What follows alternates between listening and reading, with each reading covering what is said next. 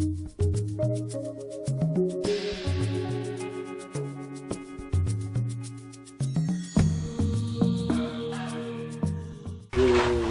le travail, non, mais pour le loisir, oui. On a fait une caravane touristique, c'est-à-dire on était une cinquantaine, qu'on partait pendant un mois en camping. C'est bien ça. Ah oui. J'ai fait en 1949 le trajet avec les 50, hein, puis les professeurs, sur la Côte d'Azur, en 1949. Le train nous avait déposé à Cassis, et de Cassis après, on a campé, forcément campé, toile de tente, mais pas les toiles de tente de maintenant, c'était la canadienne, sans tapis de sol, sans comment dirais-je, sans matelas pneumatique, ça n'existait pas, ça c'était la couverture et le sac à dos comme tête d'oreiller. Donc c'était vraiment, et puis la nourriture, c'est nous qui la faisions sur des feux en bois, parce que le gaz n'existait pas, c'était pas feu en bois, puis hop, on faisait notre top nous-mêmes. Et ça c'était sympa, puis après on a fait Saint-Raphaël, Menton, à pied, 20 km par jour, pendant un mois. Et la deuxième, c'était une caravane touristique plus moderne, disons, parce qu'en 1951, on prenait le quart de la Sénat qui était à Dieppe, un quart, et les 50 qu'on était, le quart nous promenait de Dieppe à toute la Côte d'Azur. On avait fait le Massif central et on était revenu par le Jura. Ah oui, c'est un voyage. Ah oui. Et il y a eu un film de fait en 1951 sur tout le mois qu'on était ensemble. Mais il y avait une infirmière, il y avait des professeurs, il y avait un professeur de sport, on était bien encadrés. L'été, il y avait un professeur qui avait organisé une colonie itinérante. Ça m'a resté marqué parce qu'il nous avait emmenés dans le Midi et emmenés pendant un mois, quoi, avec un bus et sous la Guitoune, ça c'était marquant. Enfin, c'était extra-scolaire, quoi. Parlez-nous un peu de ce voyage que vous avez fait. Le voyage que je veux citer tout de suite,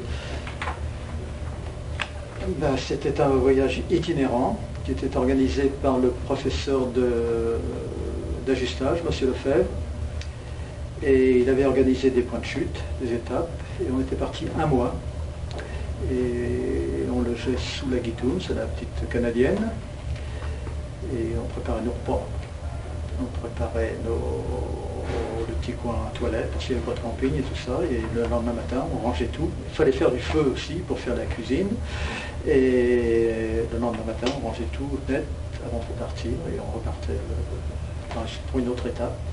On est descendu dans la dernière, on est descendu sur le bord de l'Atlantique, jusque dans les Pyrénées, une petite incursion en Espagne. On a eu l'occasion de voir une corrida, et on est remonté par le centre de la France, là sur Cavaillon, Limoges et Dieppe, quoi, enfin, en faisant vite. 85 ou 86, peut-être beaucoup plus tard. D'accord. Les voyages, en fait, ça se résumait à une ou deux classes que j'avais, moi, en tant que prof. Trouver 40 élèves, on avait des classes de 30 déjà à cette époque, donc trouver 40 élèves sur deux classes que j'avais, c'était pas compliqué. Alors le premier voyage, je pense que j'avais dû faire une journée, on a dû commencer comme ça en 85, une seule journée sur Brighton. Puis après ça a dû être une journée sur Canterbury. Et puis ensuite sont venus les séjours un peu plus longs, 2-3 jours sur Londres. Et puis, 4-5 ans après, donc on a fait, dans les années 90, on a commencé à faire des séjours longue durée, Londres, lundi, vendredi. Alors un voyage, le premier, non, il n'y a pas eu de souci majeur, on n'a jamais eu de problème. Le seul problème moi, que j'ai eu, c'est un gamin épileptique, par exemple, qui s'est retrouvé en pleine crise dans Piccadilly Circus. Mais bon, ça s'est géré, hôpital, etc. Pas de souci, quoi. Voilà. On n'a jamais perdu d'élèves. On n'a pas perdu d'élèves, on n'a pas eu de blessés. Non. que j'ai un ou deux élèves qui habitent près de chez moi, donc je les vois grandir, évoluer, devenir papa, devenir adulte, et puis voilà, mener une vie comme tout le monde. Sinon, j'en croise pas mal sur Auchan, faut être honnête, hein, des gardiens, là, surveillants, qui d'ailleurs n'ont qu'un seul mot, c'est toujours marrant, me parler du voyage en Angleterre, auquel ils ont assisté. Donc on a été visiter, je me rappelle, le Palais de la Découverte, toute la partie électrique, et on avait fait on a été faire un voyage en Angleterre. D'accord, et vous aviez été à Londres? À Londres. Ouais. Pendant combien de jours? Je pense que 3-4 jours. Ouais, 3-4 jours. Ouais. On avait été visiter plusieurs usines qui avaient rapport avec l'automobile. Donc on avait été visiter l'usine Créon, l'usine Solex, qui était une usine qui fabriquait des carburateurs. Je suis allé 2 fois en Angleterre. Ah ouais. Bah, sur les 7 ans, ça fait Ouais, pas sur beaucoup. 7 ans, oui, c'est vrai. Ah, Mais quand vous étiez prof ou élève? Quand j'étais élève. Élève. C'était C'était qui? C'était Madame Philippon ou pas? Oui, C'était Madame c'était Philippon. Madame Dembé. Et quand j'étais prof, j'avais monté un projet, j'avais emmené 5 élèves avec moi, on avait fait l'assistance sur une moto 24 heures minimum. Vous étiez à l'origine du voyage scolaire au ski. Oui, tout à fait. Pourquoi avoir choisi le ski? Alors moi je viens d'une région où justement il y avait beaucoup de neige et j'adorais le ski. Donc je me suis dit il n'y a pas de raison que de ne pas faire profiter ma passion vis-à-vis pour les élèves qui ici il n'y avait pas beaucoup de neige, pas trop de classes de neige. Donc je me suis dit en 80, l'idée a germé en 84, la première année où je suis arrivé. Et la première classe de neige a eu lieu, on est parti je crois en janvier 85. Donc voilà, c'était, je me dis, l'occasion d'amener des élèves. Donc maintenant, je crois que j'amène les enfants de certains qui sont déjà venus. La station des Sept-Lots, depuis 1988. Les 2 premières classes de neige ont eu lieu à la station du Mont d'Or, dans le Massif central.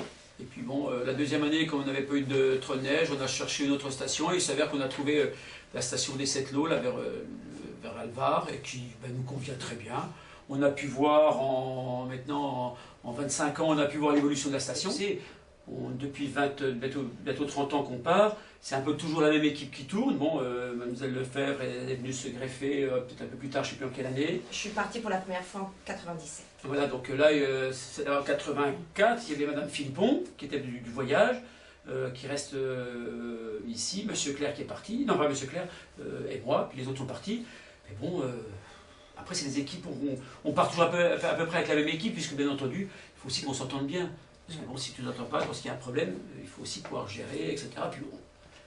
Puis ça permet aux élèves de voir les profs aussi sous une autre vue, sous un autre point de vue. Je veux dire, voilà, on n'est pas, ce que je dis toujours même dans le bus quand on arrive, je dis on n'est pas là pour embêter les élèves. Bon, si personne nous embête, on va embêter personne. Il faut que le séjour se passe bien pour tout le monde. Hein, voilà.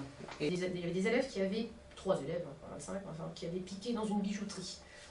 Donc, je pense qu'on était en train, je pense que c'est ça, de répertorier tout ce qu'on avait retrouvé, parce qu'évidemment, comme ce sont toujours des élèves doués, ils s'étaient fait prendre, repérer. Donc le train avait été arrêté le matin au départ de la ville où on était. Les gendarmes étaient montés à bord, et puis ils avaient reconnu un des élèves qui portait, je crois, une boucle d'oreille. À l'époque, c'était pas si courant, 86, hein, avec une croix. Donc on a tout de suite repéré le phénomène.